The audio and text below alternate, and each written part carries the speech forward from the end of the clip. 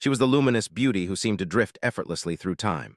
Yvette Mimieux captured the imagination of audiences in the 1960s, skyrocketing to fame with The Time Machine. Her delicate features and ethereal presence made her an instant favorite in Hollywood, yet her career path was puzzling. At the height of her stardom, she seemed to fade, sometimes taking smaller, unremarkable roles before vanishing almost entirely. What unseen force pulled her away from the spotlight? The reality was far darker than anyone expected, and the quiet mystery of her departure stunned those who assumed she would become a lasting legend. Born in Los Angeles in 1942 as Yvette Carmen Mimieux, she grew up surrounded by the sun-soaked glamour of Southern California. With a French father and a Mexican mother, she carried an exotic, international beauty perfectly suited for the screen. Discovered through a beauty contest, she quickly signed with MGM, transitioning almost overnight from obscurity to Hollywood's gaze in her late teens.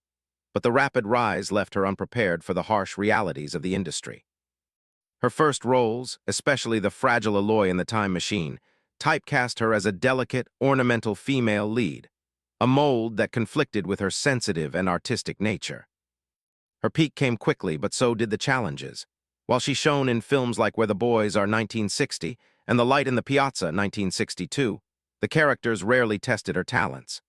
Hollywood seemed content to admire her beauty rather than nurture her abilities. Frustration grew, and Yvette took a bold step in the early 1970s, turning to screenwriting to create roles with depth for herself. Projects like the 1971 TV movie Hitched and the 1974 thriller The Deadly Hunt were her own initiatives. Transitioning from passive starlet to active creator was courageous, but it alienated the studio executives who preferred actresses to perform, not dictate. The frustration culminated with the 1979 sci-fi blockbuster The Black Hole, a massive production where her part was disappointingly minor. It became clear that even her efforts to shape a meaningful career were constantly undermined by Hollywood's systemic sexism and rigid casting norms. By the early 1980s, she made the decisive choice to step away from the screen. Yvette wasn't abandoned, she walked away on her own terms. Roles dwindled, and by her early 40s, she had effectively retired. The revelation behind her retreat was her deep disillusionment with Hollywood.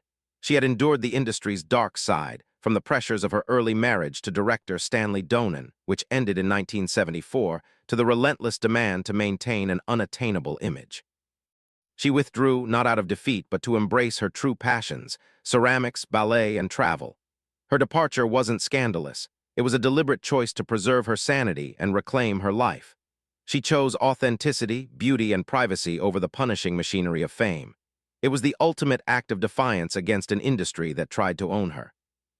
After leaving Hollywood, Yvette Mimieux built a fulfilling, private life.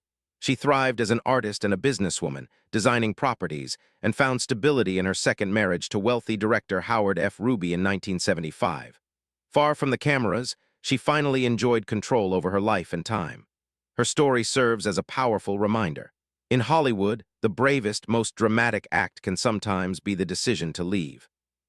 She maintained her grace and privacy until her passing in 2022, a star who chose a life defined by her own terms.